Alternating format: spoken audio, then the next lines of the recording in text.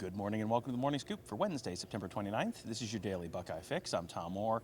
The Rutgers game is in 3 days. The game against Michigan in 59 days. We got a chance to talk to Ryan Day, Matt Barnes, Luke Whippler, and Haskell Garrett on Tuesday at Ohio State. It was a very interesting conversation because a lot of times you go in there with an idea what you're going to be talking about, and then sometimes there's a whole other storyline that kind of develops. It's like, oh, this is really interesting. This was one of those days. I'm joined by Buckeye Scoop's Kevin Noon. And Kevin, I was not necessarily anticipating the whole conversation or a big chunk of the conversation being about leadership on the team, but that's sort of where we ended up. It seems like the leadership on the team has been sort of in question in some ways. You know, you have some inconsistency. You wonder about the leadership on the team. But there are a lot of dynamics on this year's team that sort of change maybe what that leadership looks like. You go into the year expecting to have a certain kind of leadership, and you don't.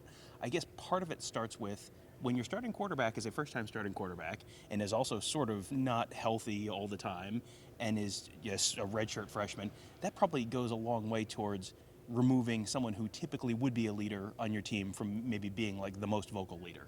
Well, you have a quarterback like Justin Fields, who's like a once-in-a-generation type of quarterback. He might be the best guy to play the position ever in Ohio State history. And then you go to a redshirt freshman who has not started a game coming into the season. It's just going to happen. There are very few JT Barretts that walk in the door as a freshman and are immediately put into that leadership council. And, you know, that's how Urban Meyer did things versus Ryan Day. So you lose some leadership there, but I think we always have these conversations as well. It's still September, last I checked. Yes. So we're always going to have these conversations to a certain extent in September, but when you lose your quarterback, when you lose guys in some key positions, and you're largely turning over your leadership, it does become a topic, and then you sit there and I'm not going to say that questioning where the leadership is allowed the Kayvon Pope situation to happen or whatever, but you get some of these things. You get a midseason transfer from Dallas Gant as well. People are going to ask these types of questions. I mean, and then when you throw a loss in there, I mean, obviously, well, it couldn't be that we just got outplayed that day. It's got to be leadership. Yeah, and you know, the dynamics that cause the Gant and Pope transfers are probably similar to some of the dynamics they're making some of the leadership stuff weird, where you have a lot of those younger guys. There's a ton of true freshmen and redshirt freshmen who are suddenly playing significant roles on this team. This is a very young team. And, you know, when you have all of a sudden Tyleek Smith is in the mix in defensive tackle, JT Tuimoloau out, Jack Sawyer on the defensive ends, Denzel Burke is basically the number one corner at this point. You've got, and Cam Martinez, redshirt freshman in one of the safety spots. Not to mention your starting running back, your starting quarterback, Right. your second string quarterback. I mean, this is just all over the field. You've got all these freshmen.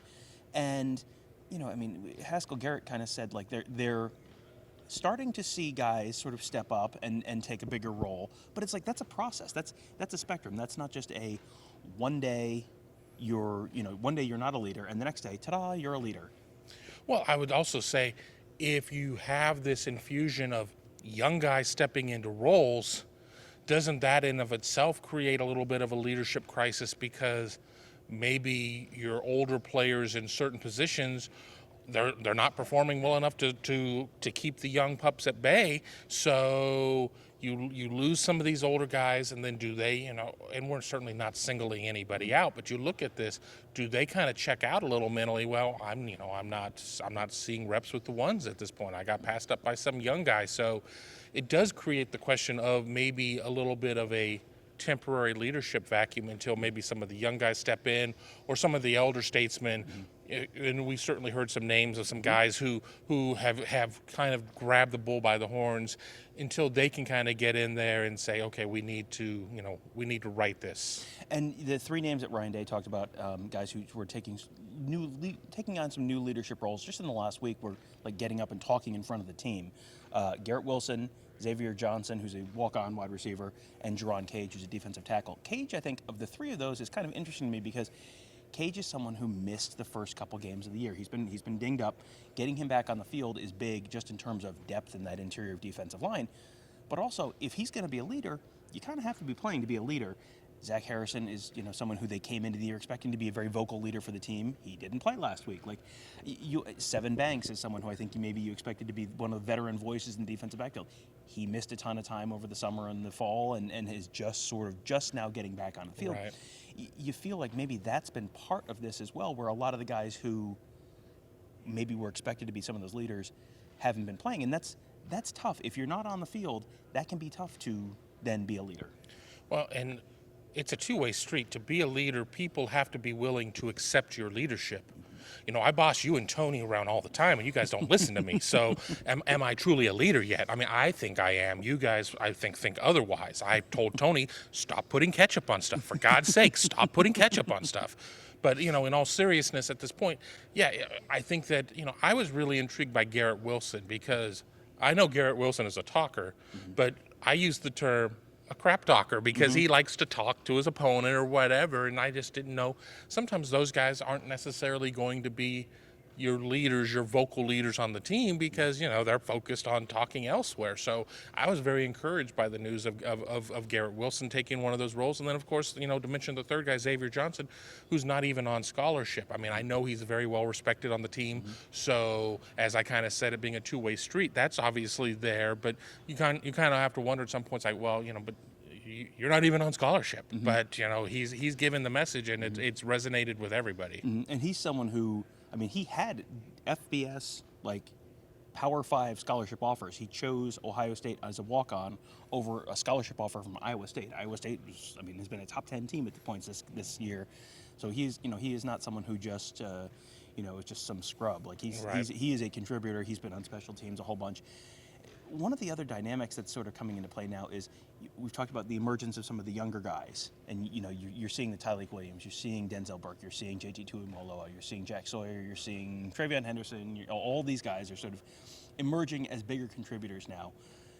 You're also starting to get back some of the guys who, Ryan Day basically said he expects to have a bunch of the guys who were out last week back this week, which tells me a lot of them were probably sitting out because it's Akron. You can afford to sit a game out.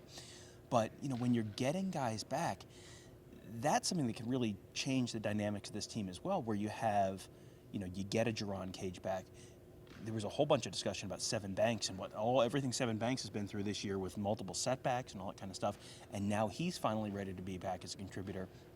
It seems like not just from the young guys, but some of the veterans as well. This could be a totally different defense and totally different team in some ways than it was just a couple weeks ago. Right, and honestly, I think if these guys were on the fence or whatever in terms of their health or being available, you would have seen them in the game time decision column, not the out. We're making the decision. We're playing Akron. You're out. We're just going to rest you at this point. But yeah, I think the Akron game was very important in terms of tasting some success. Even though the first couple of drives were a little sketchy, Akron scores an early touchdown, but then they really kind of shut them down at this point. You're getting guys who are coming back. You're starting to get your full complement of weapons, but it's what you do with them at this point, because if you sit there and you get these guys back, do you want to sit there and have less Tyleik Williams out there right now at this point? You have to find a way to get all the pieces together, and that's why these coaches are all in a tax bracket that I could only dream of being in. So we understand that point, but it's I think it's going to be a big puzzle of trying to figure out how to work everybody out together as they start getting these names back. And another name that we heard that at least is back within the fold at this point is offensive center Harry Miller. Yeah, Harry Miller sounds like he's back with the team this week, not necessarily expected to play this week, but back with the team. Day said he's been dealing with a little bit of an illness, so he's back with the team this week. I wouldn't necessarily expect to see him at Rutgers, but maybe that's Maryland week, maybe that's after the bye. But you're talking about working him back in the fold. Thayer Munford is someone else who they're looking at maybe working back in the fold. That offensive line, they now have. Day said they have not five, but not their best five. They have their best six now, because now they feel like, okay, you know what you have with Matt Jones. Matt Jones is good. I believe he's graded as a champion both of the last two games. You're now comfortable that, yes, Matt Jones is an offensive lineman that could get this team to where this team wants to be. But you also have Thayer Munford. Like Thayer Munford is, I mean, Day talked about how selfless Thayer Munford has been and what an incredible teammate Thayer Munford has been. And, they obviously felt Thayer Munford was one of their best 5 before the start of the season. So now you're trying to fold in Thayer Munford back in somewhere. Does he replace Matt Jones? Does that turn into some kind of a rotation? Does Harry Miller come back in and can he win the job back from Luke Whippler? Or is this something where he's been out for a while and it's going to take a while for him to catch up and build back up and all that kind of stuff? The depth is a positive. So I mean, it seems like this is probably something that is kind of, I mean, getting guys back from injury obviously is kind of a win-win thing. Right. But you've got some unique dynamics on that offensive line where it's like, how are all these pieces going to fit together? Well, there's no position like offensive line on the rest of the team where it's one unit that performs together. You could sit there and roll defensive ends, nose tackles, 3 techs, whatever. You can roll them on and off and not really change a lot of the dynamic, but do you run the risk of making changes on the offensive line just to get back to what your starting 5 was against, the Minnesota, just for the sake of, well, they were our starting 5? I think there's a lot more of a feel that's there and everything else. That's not saying that somebody like Thayer Munford, an All-American tackle, can't find his way back to the field. There's not saying that Harry Miller won't be able to find his way back to the field, but Matt Jones has obviously done very well. Luke Whippler, who's going home to Jersey, who can't find pizza or bagels here. We'll get there. We'll get there. I feel you, my man. I feel you. There's certainly, it's going to be interesting to see how that unfolds, because it's never just as simple as all right, we're going to take you out and we're going to put you in. This isn't the situation with the quarterbacks where Ryan Day says,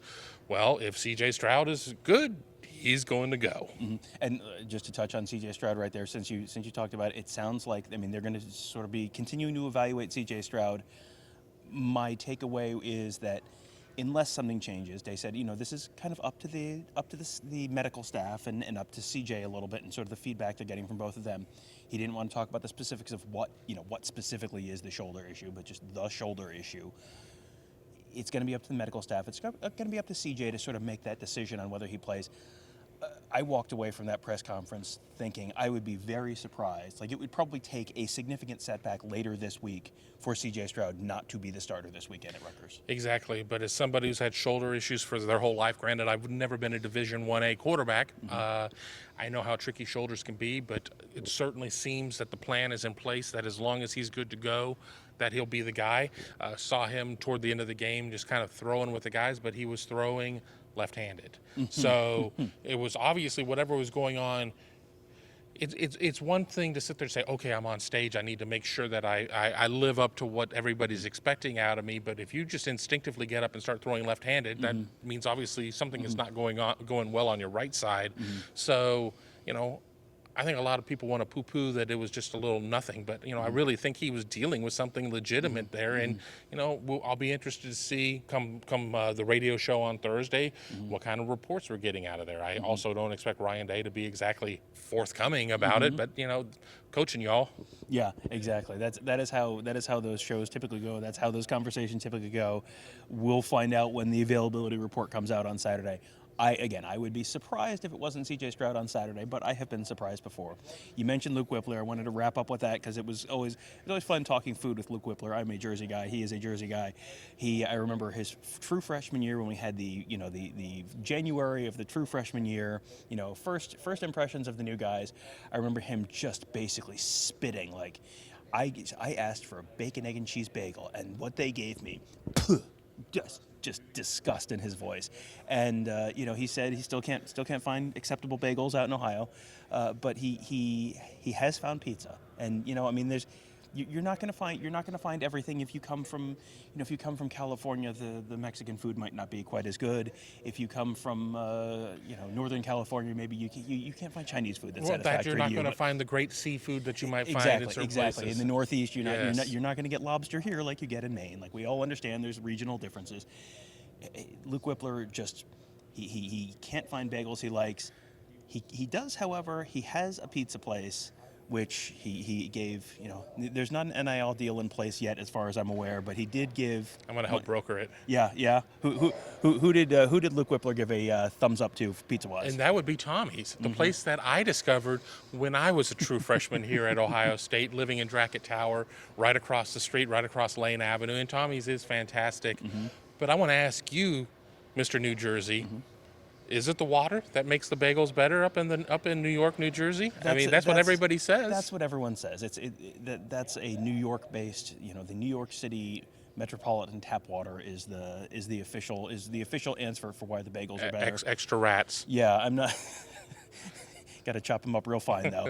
Yeah, that is the always been the official. I'm not sure I buy into it. I feel like I've read stuff that was like, yeah, they ran a chemical analysis and it's exactly the same as the tap water other places. So I don't know that I really buy it, but whatever it is different. I don't know if it's a different recipe or what, but yeah, the bagels. I'm also interested in having the Taylor ham versus pork roll debate. That is that is not a New York thing. That is purely a New Jersey thing.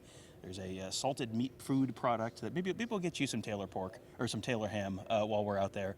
God help me. That is a fun New Jersey thing, and we're gonna have a fun Scoop Eats segment while we're out there. We're doing that on all of our road trips. We did the Juicy Lucy at Matt's Bar in Minneapolis.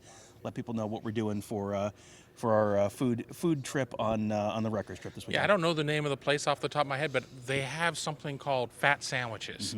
And I think anybody who's watched any of the food shows on Food Network or Travel Channel has seen them. Basically, cheesesteaks and things of that nature with chicken tenders and French fries and catsup for Tony Gerdeman and mozzarella sticks and all sorts of things. And I've already said that I cannot do this on game day because I'm going to need a nap, and that's just not going to work well. But I'm really looking forward to it. I think Scoop Eats is a fun segment that we do. Nothing like Taste of the Town like they used to do on ABC, right? Exactly like Taste of the Town. But I'm looking forward to it. Yeah, and the place that we're looking at is called Are You Hungry? Like the letter R, the letter U, like Rutgers University. Are You Hungry? So that's our plan. We'll be doing that hopefully on Friday, so that we don't all have the meat sweats on the field on Saturday. Food coma's no way to go through the game. Tom's going to be taking pictures of the sky. Yeah, that'll be fun. But I am legitimately excited for this trip. I go back in my mind 2 years to the 2019 trip where Ohio State was a 52-point favorite, and it was like, why are we wasting our time with driving to New Jersey to watch this team beat up on a mid-level Ohio high school team? This is a good team this year. Rutgers is really starting to put things together. Greg Schiano's kind of got that thing rolling again. So this is going to be a legitimately exciting, legitimately interesting game. Really looking forward to that. Looking forward to eating a little food.